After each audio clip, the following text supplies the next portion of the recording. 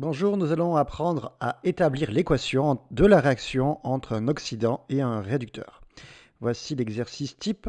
Établir donc l'équation de la réaction entre tout d'abord le diode I2 et le dioxyde de soufre SO2, puis les ions nitrate NO3- et le zinc métallique Zn. On a ici quatre couples oxydants-réducteurs. Vous pouvez faire l'exercice. Premier cas, le diode et le dioxyde de soufre. Alors, on va regarder les couples. Donc, c'est le diode, ça va être un réactif. Le deuxième réactif, ça va être SO2.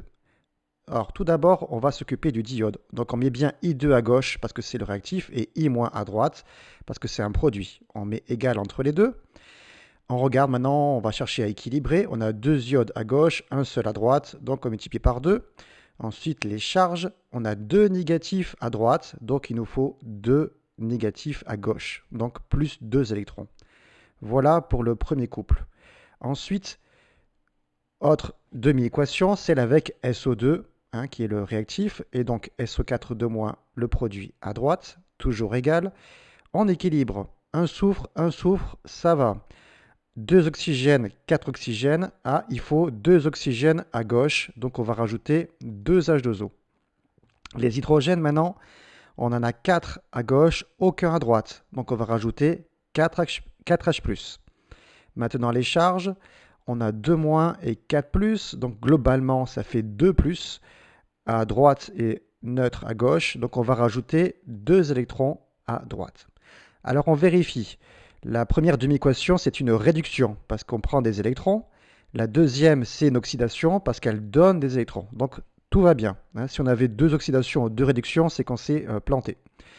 Maintenant qu'on a fait les deux demi-équations, on tire un trait et on regarde si les deux demi-équations vont bien ensemble. C'est-à-dire que elle prend deux électrons, elle donne deux électrons. Donc elles vont pouvoir s'entendre. Donc tout va bien. On fait x1, x1.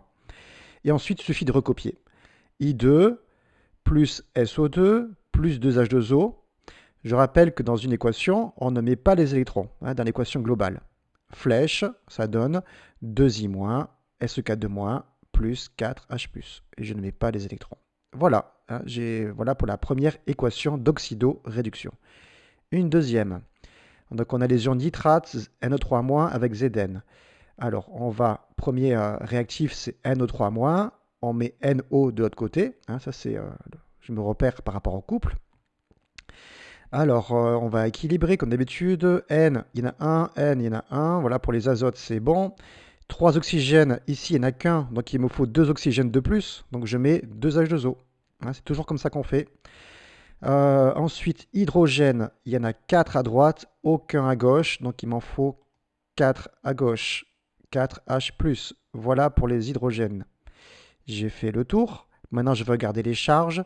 J'ai 4+ à gauche, neutre à droite. Donc, je vais neutraliser à gauche en rajoutant des électrons. 3 électrons. J'ai oublié de dire que NO3-. Donc, j'ai un négatif, 4+. Donc, ça fait globalement 3+. C'est pour ça que je rajoute que 3 électrons et non 4. C'était un oubli. Le zinc, donc le réactif, c'est Zn. Donc, on le met à gauche, le réactif. Donc, le produit, c'est Zn2+. Le zinc, c'est bon, c'est équilibré. Les charges, neutre à gauche, 2 plus à droite, donc je rajoute 2 électrons pour que ce soit neutre comme à gauche. On tire le trait. Alors la première demi-équation, c'est une réduction. La deuxième, c'est une oxydation, donc tout va bien. Donc la première, elle prend 3 électrons, la deuxième, elle en donne 2. Donc là, il y a un souci. Il faut qu'elles se mettent d'accord, entre guillemets, les deux demi-équations. Le seul moyen de les ajuster, c'est de faire 3 fois 2, 6 pour la première, et la deuxième, 2 électrons fois 3, 6. Donc la première va prendre 6 électrons, la deuxième va donner 6 électrons. Maintenant, il suffit de recopier. 2 NO3- plus 8H+,